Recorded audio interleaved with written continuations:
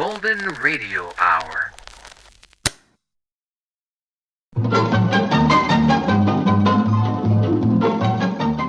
This is Walter O'Keefe, inviting you to listen in on the Nightline.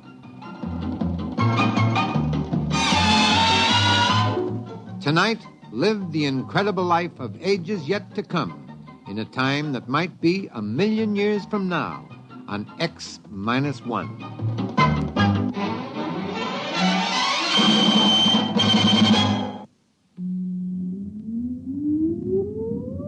Countdown for blast-off. X-5, 4, 3, 2, X-1, fire.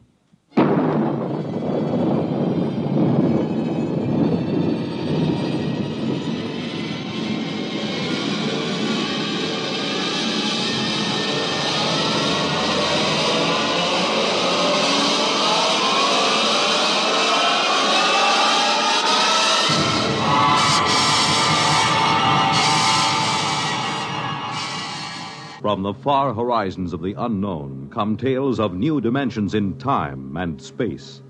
These are stories of the future, adventures in which you'll live in 1,000,000 could-be years on 1,000 maybe worlds. The National Broadcasting Company, in cooperation with Galaxy Science Fiction Magazine, presents X-1.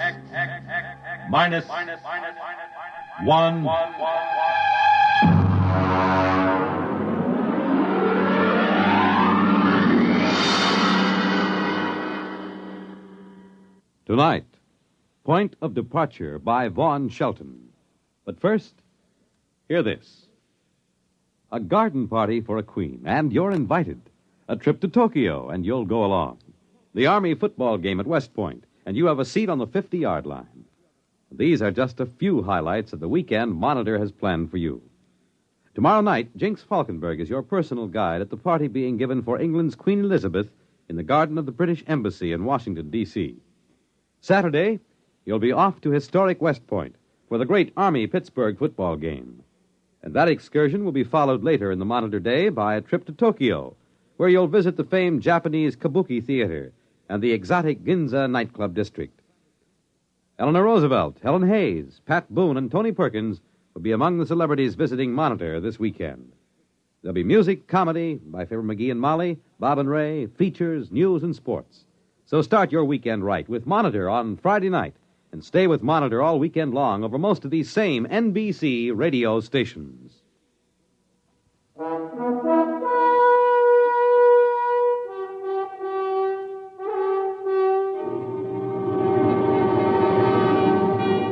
Now, X-1 and Point of Departure by Vaughn Shelton.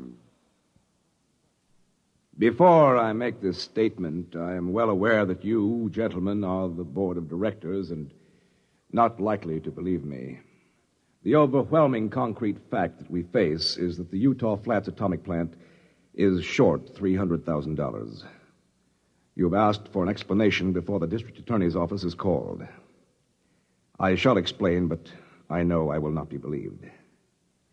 It started with a letter I received from Dr. Winston Reed, the archaeologist.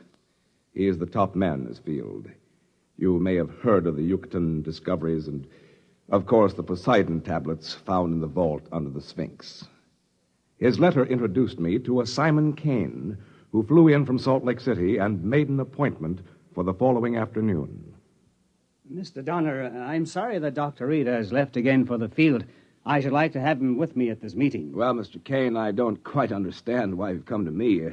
I'm merely a plant manager for Allied Electronics, and I have no interest in archaeology, nor have I access to any funds. I'm not here on a begging expedition, Mr. Donner. I'll come right to the point.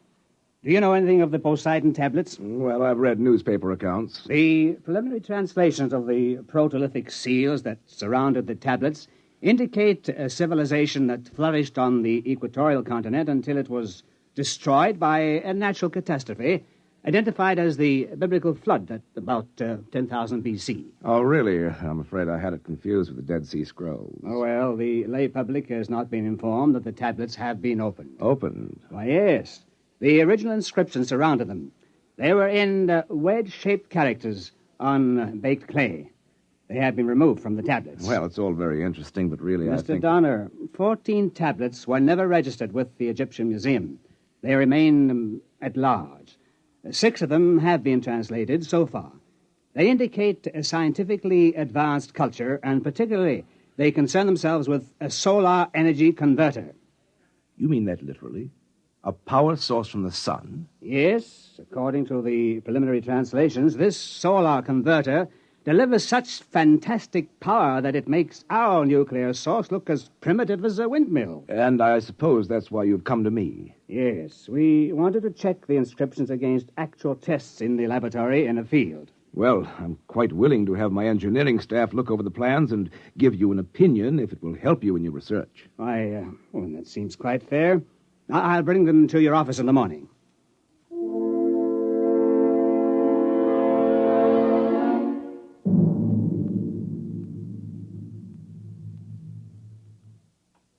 I suppose I half believed him at the time. I had heard of the Poseidon tablets, and I knew that the frontier of archaeology had been pushed back far beyond current thought by them. You gentlemen of the board of directors will have to believe me that I suspected no fraud. I had no reason to doubt Kane. I called in Rowell and Henniger, 2 of our engineers, and left them alone with Kane. About 5 o'clock, I got Rowell back in my office. Mr. Donner, it's remarkable. Quite remarkable.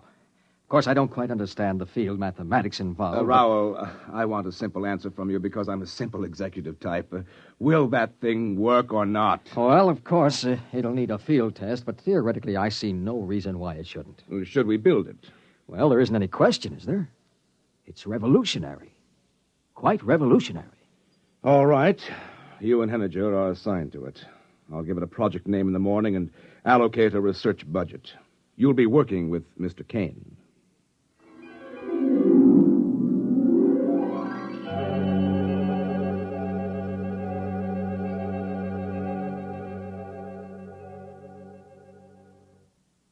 I took great care to protect the corporation's interests. I shall submit in evidence the contracts I drew up with Mr. Kane. I set Rowell and Henniger up in an isolated shop in the west corner of the plant area, and they had a device functioning within 3 weeks. A week later, I checked in at the shop again and found Rowell still working with the power unit. Naturally, I asked what he was doing. You see, I'm getting ready to mount the solar energy converter on the projectile now, Mr. Donner. What projectile? Mr. Kane leased a surplus one-man rocket from the White Sands project. We're going to rig the solar unit in it. You mean power a rocket with the solar unit? You see, it's a question of field mathematics and the quantum... Rowell, I'm an administrator, not a scientist. I ask you your engineering opinion. Is this a feasible research project? Yes. Yes, it most certainly is. Using the solar converter, you could develop thrust up to escape velocity at only 10% of potential. This solar converter is creating more power than any atomic pile we have. Mr. Donner, this is it. Spaceflight.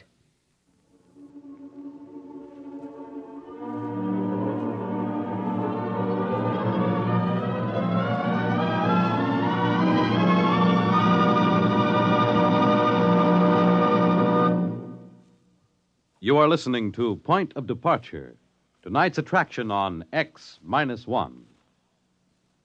This is...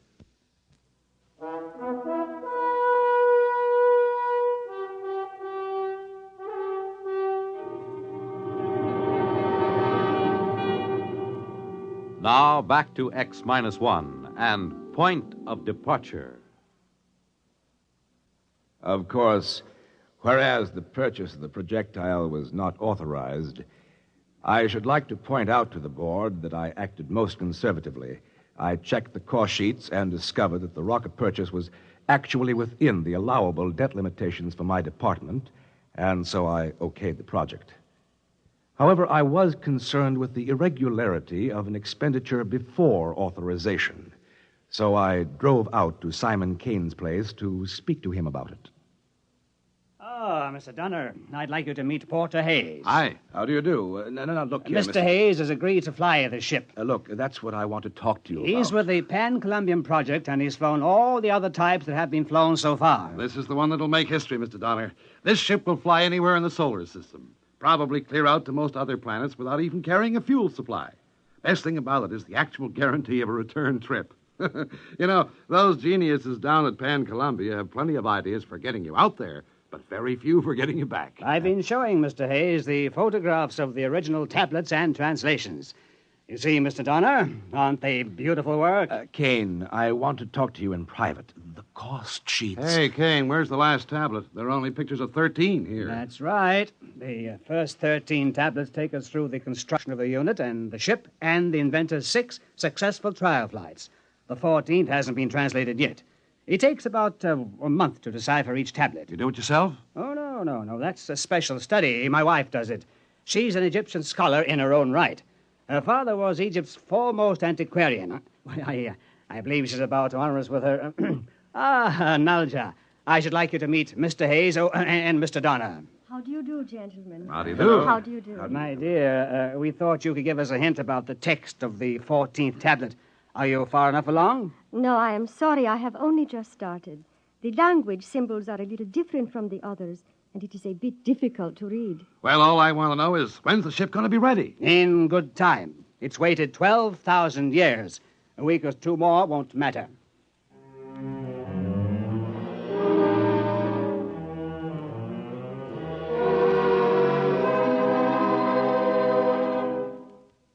During the next 2 weeks, I was too busy with other things to worry much about the project, but I would like to call the board's attention to the fact that I submitted multiple progress reports at 5-day intervals as required by plant operating procedure. I am at a loss to understand why those reports are now missing from the files. One evening, on a visit to Salt Lake, I was dining at the Pioneer Arms when I spotted Porter Hayes at the table across the room. He was with a young lady who looked familiar to me, even from the back, and, of course, I realized it was Nalja Kane. I felt it was discretionary on my part not to inform Mr. Kane of his wife's continuing acquaintance with Porter Hayes. On July 19th, Kane telephoned and said the airship was rigged and ready to go. I had assigned him an area in our desert test space, and we scheduled the test for the next morning. I got to the test site a little late. Everything was ready, and they were waiting for me.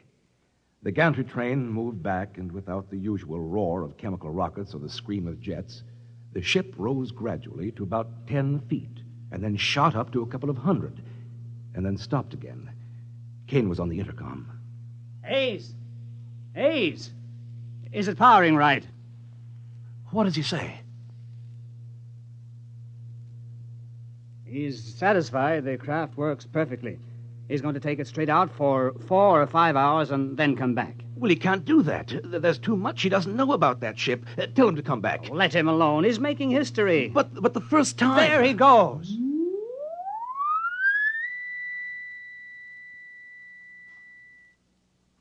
Well, I think I'll go down the road a few miles to get some breakfast. I'll be back shortly.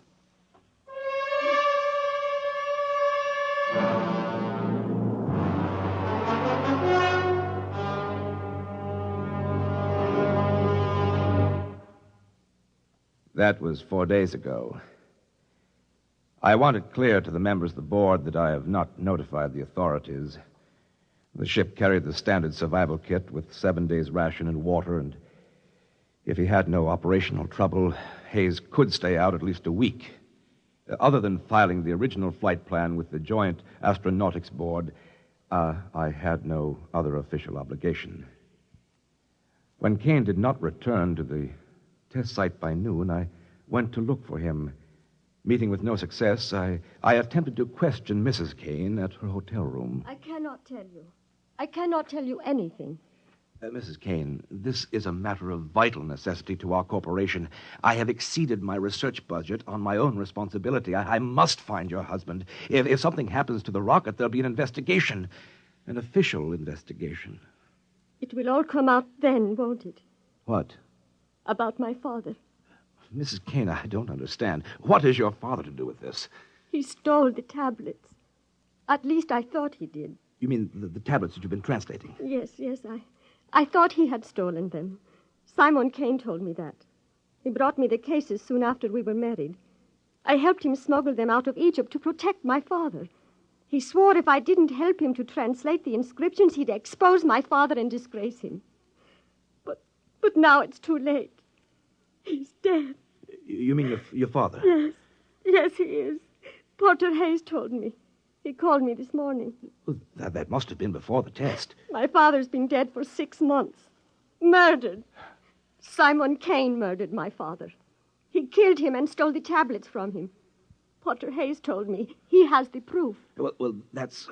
I'm really sorry, but if Mr. Kane did come into possession of those tablets illegally, there will be a great deal of litigation. Patent rights, you know. That's our primary concern. Now, of course, we'll have to have whatever proof we can. The original tablets, any photostats, notes... They are all gone. You mean Kane took them? He destroyed them. He burned them. He laughed at me this morning. He told me I could never prove they'd ever existed. However, we do have the corroborative evidence of the solar converter, its plans at the plant, the prototype model, and, of course, the rocket. Porter Hayes flew it, didn't he?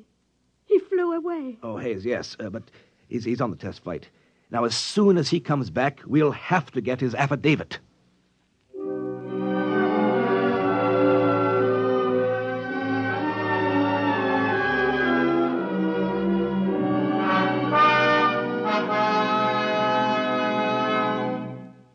I'll admit I am at a loss to understand the absence from the plant files of all plans and prototype models of the solar converter. However, I am awaiting a report momentarily from our proving ground near Salt Lake on the return of Porter Hayes and the rocket. In the meantime, I am in receipt of a communication from Mrs. Kane, who had discovered a sketch of the 14th tablet, which remained unburned. She includes a translation, and I open this now in the presence of you gentlemen, and I include it in my report. I am convinced that the translation, which I have never seen before, will prove to you gentlemen my probity and my good faith in the corporation's behalf. Now I open the envelope. The translation, 14th tablet, and I quote, "The foregoing record is accurate, and we acknowledge a superlative contribution to science of the inventor." And there is a name here I cannot pronounce. I continue. "But we must admit his greatest contribution is in the proving of an axiom where ultimate force is involved. It is better to know none of the laws than to know most of them.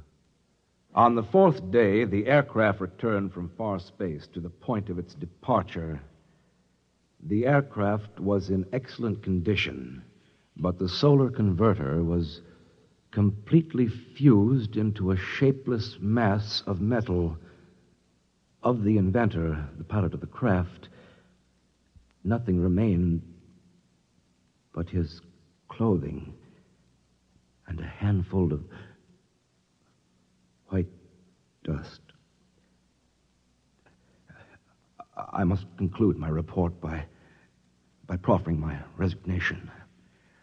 I will be at the district attorney's disposal when you gentlemen of the board choose to call me in.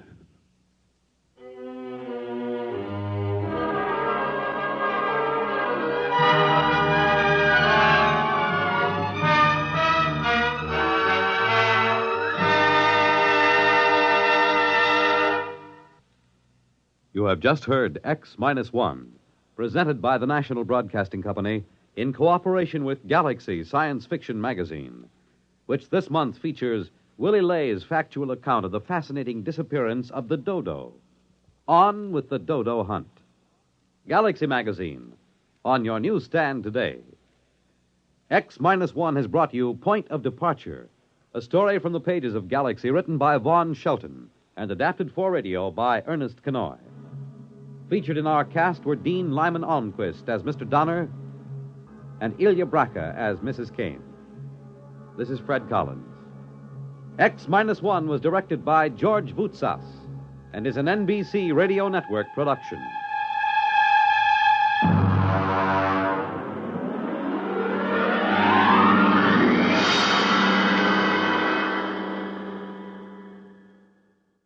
There's excitement in the air at night, and Nightline brings it to you. Hear Nightline with Walter O'Keefe, next on most of these NBC stations.